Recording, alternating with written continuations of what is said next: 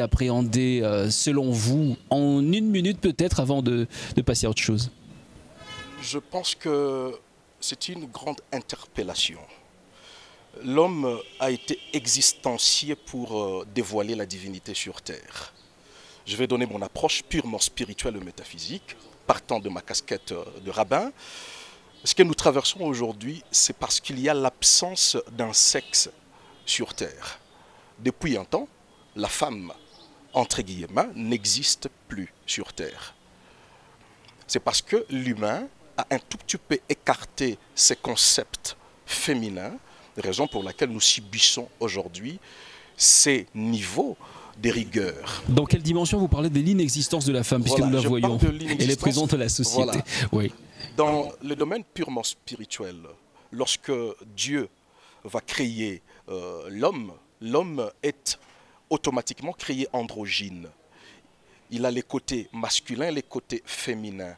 Or, dans la spiritualité, les côtés féminins nous permettent plus d'être réceptifs. Et les côtés masculins nous permettent d'être donneurs.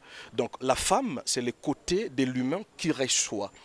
Or, vous ne serez pas loin, n'est-ce pas, de remarquer qu'avec tout ce mouvement de LGBT, homosexualité et autres, c'est l'anéantissement de la réception. Parce que lorsque vous êtes femme à femme, vous ne parviendrez pas à procréer.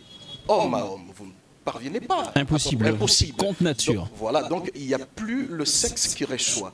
Donc moi je pense que le 8 mars prochain, il faudrait que les femmes se disent réellement on doit restituer la femme à sa place. Donc pas seulement la femme, sexe féminin, mais même les humains. L'homme en soi n'est plus réceptif. Donc si on parvient à recevoir d'en haut, je pense que la rigueur va s'atténuer. Donc moi j'invite l'humanité à réfléchir, n'est-ce pas, à cette réalité. Sur le plan spirituel, nous devons revenir aux valeurs. Raison pour laquelle, vous verrez dans la Bible, il y a l'histoire de Noé. À l'époque de Noé, qu'est-ce qui s'est passé? C'était ça, c'était l'abstraction. Le confinement. Exactement. Même. Noé était appelé à se confiner parce que le sexe féminin n'était plus là. Pourquoi je parle du sexe? Et je fais référence, c'est référentiel à l'histoire de Noé. Tout justement parce que vous verrez que Dieu interpelle Noé. Il dit, tu feras rentrer dans l'arche les couples. Absolument. Pourquoi Dieu insiste de sauver le sexe, la sexualité, les couples? Pour la procréation. Voilà. J'imagine. Exactement. C'est ce qui manque aujourd'hui. Donc si on est confiné, c'est pour que nous rendions à l'humanité la notion du couple. Parce que le monde a été créé dans l'esprit de la pluralité. Raison pour laquelle, en hébreu, le premier mot de la Bible, ce n'est pas au commencement, comme on les traduit malheureusement, parce que la traduction, c'est déjà la trahison. Les mots en hébreu commencent par Bereshit.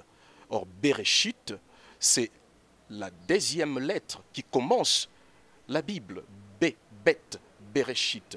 Pourquoi on commence la création du monde? On nous parle de l'invention du monde avec la lettre B. Deuxième lettre, c'est pour nous introduire de la manière purement mystique à la notion de la pluralité. Dans ce monde, si on n'est pas dans la notion du couple, rien ne se produit. D'où, revenons un tout petit peu en arrière, chaque personne doit être à sa place, la femme à sa place, l'homme à sa place, et je pense que ce fléau va passer. D'ailleurs, c'est une grande invitation pour que l'homme puisse réfléchir et rentrer dans les normes.